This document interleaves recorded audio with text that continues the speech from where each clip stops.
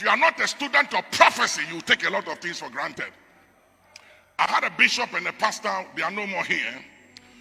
The pastor was going to marry a lady. She was one of my spiritual daughters. And I told him, I said, don't marry her. And he said, why?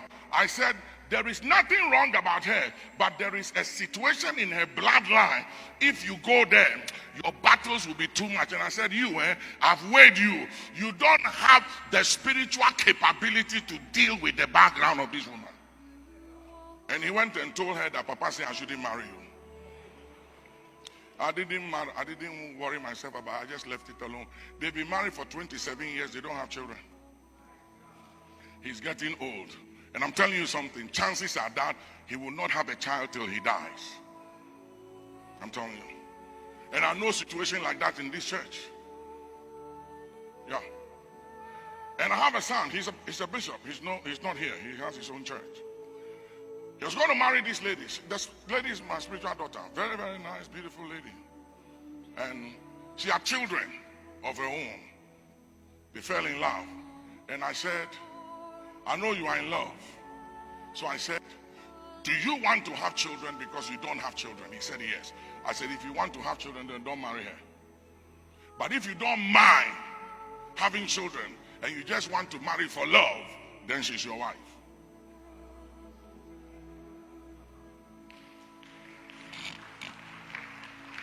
He decided he wants to marry for love. So they've been married for almost 30 years, don't have kids.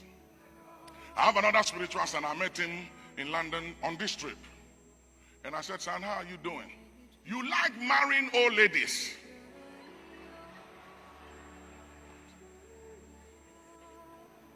You see, I'm saying something that is very, very serious. I want to show you how paradigms work. And I said, look at your father and look at your grandfather.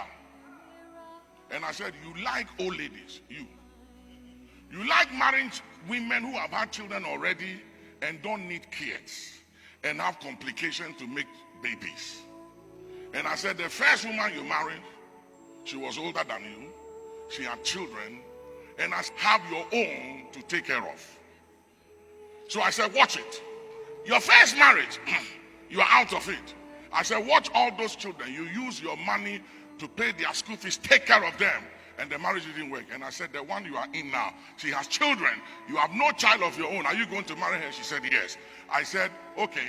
You're either going to marry for love and conclude that you will not have children by the time you die. He said, I've thought about it. Then he said, I want children. You see that this man has a problem, or this woman has a problem, and during the dating time is the time you have to know each other, to decide to go on or not to go on. And God reveals, you see the thing, feel it, that this thing is a problem, and then you begin to believe that after the wedding and after you have been blessed and after you are married, the marriage will work. So you go into it believing that after you marry, the man will change or the woman will change. It's not true. It is what it is. And the reason why a lot of people have problems with me is because I say it as this. I don't fool around. I don't like messing with people's life. And hear me. I know a lot of people, I know a lot of women have problems with me because of my own afflictions and my own challenge and my background. A lot of women think that I am this man who is against women. I'm not against women. 2 of my daughters are married. I never want any man to mishandle any woman because of me, because I also have children. I have daughters. So I'm very hard with men. There are men sitting here. I'm very, very hard with them. But on the same note, I don't like women misbehaving. I don't. And hear me. Marriage is not a right, it's a privilege. There are some sisters in the church who have been blessed financially. You have a good job, you've been blessed. You are looking for a man loaded to come and take care of you. Hear me. Have you ever asked yourself why you are blessed? And why you have more than necessary, watch this.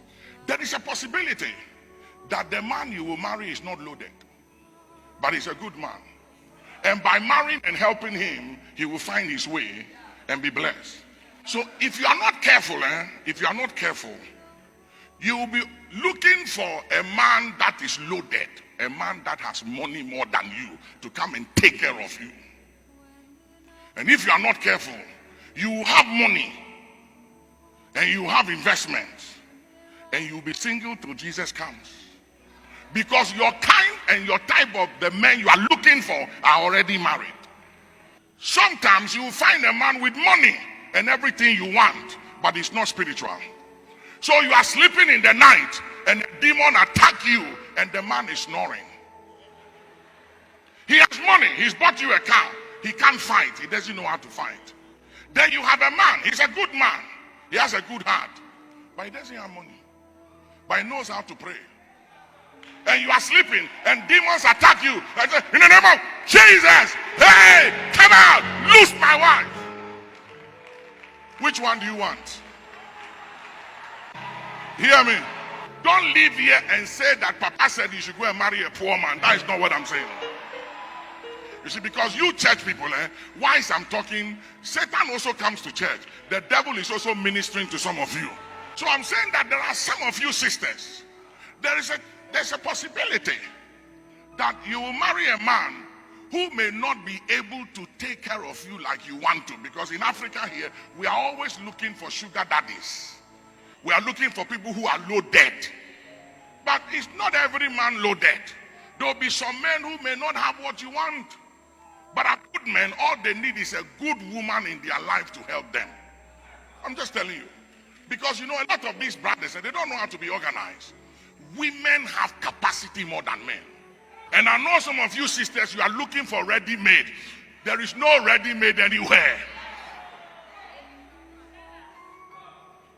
Some of these brothers, they need a little help. They don't even know how to put their shoes, and they throw their socks in the kitchen, their shoe in the bathroom, their singlet in the hall.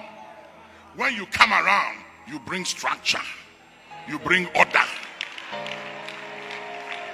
And you spiritual brothers, you are always prophesying. You stop prophesying to the sisters and talk to them. Sisters don't marry prophets, they marry men.